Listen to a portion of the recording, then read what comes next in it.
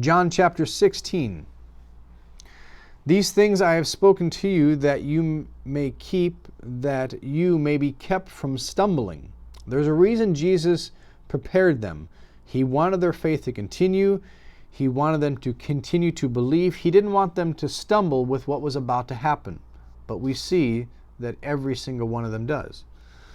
Verse 2, they will make you outcasts from the synagogues, but an hour is coming for everyone who kills you to think they are offering service to God. Boy, that's going to be difficult. The very people that are going to persecute the early Christians, the disciples, are those that were Jewish and were in the synagogues that used to worship God the Father. But when his death and resurrection comes, something changes.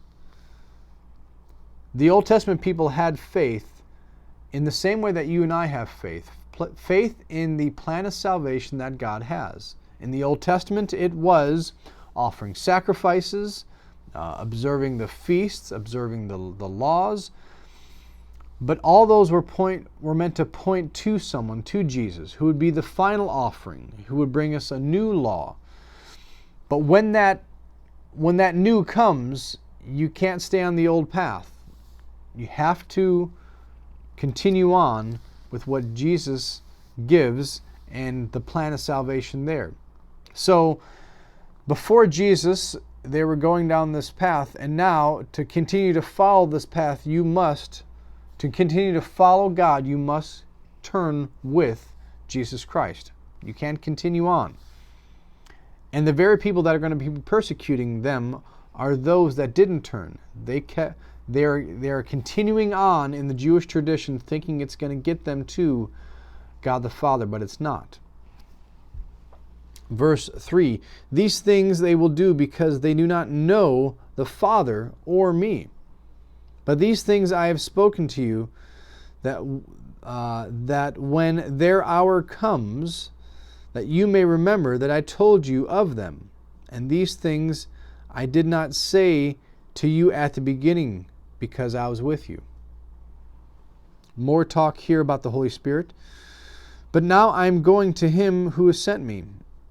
None of you asks me where you are going. But because I have said these things, sorrow has filled your heart. But I tell you the truth, it is to your advantage that I go away. For if I do not go away, the Helper shall not come to you. But if I go, I will send him. They couldn't understand how they would have a better connection and a better relationship with God if Jesus himself left. But that is what Jesus said. I'm not going to give you something less. It's actually going to be something more. The personal indwelling of the Holy Spirit constantly on you is going to be that New Testament thing, that new covenant thing.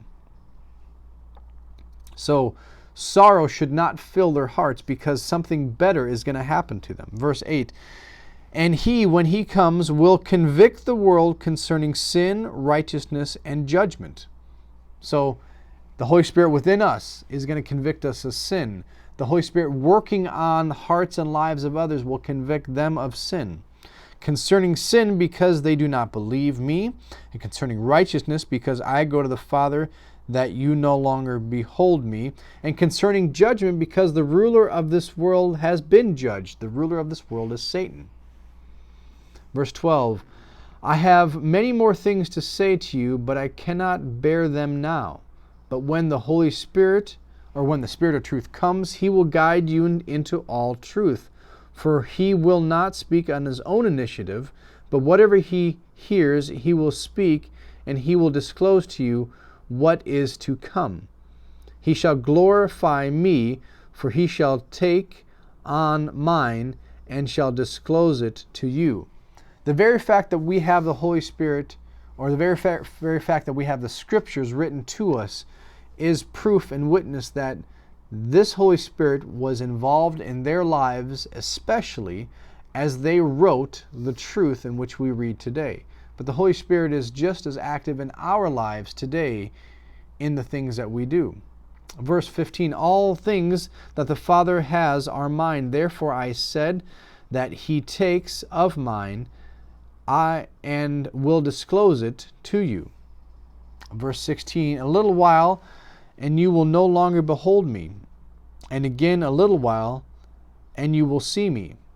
Now think about what he's saying there. In a little bit, I'm going to die. But in a little bit after that, you'll see me again because of my resurrection. Some of his disciples were saying to one another, what are these things he is telling us? A little while you will not behold me, and again in a little while you will see me. And because I go to the Father. They were obviously confused, but eventually they got it. And while they're saying, and verse 18, and so they were saying, what is this that he says, a little while? We do not know what he is talking about. Jesus knew that they're wishing to question him and said to them, are you deliberating together about this, that I said a little while, and you will not behold me, and again a little while, and you will see me? Truly, truly, I say to you that you will weep and lament, but the world will rejoice, and you will be sorrowful, but your sorrow will turn into joy. They will weep and lament at his death, but the world will rejoice at his death. Their sorrow eventually will be turned into joy at the resurrection. Whenever a woman is in travail or labor, she has sorrow because her hour has come.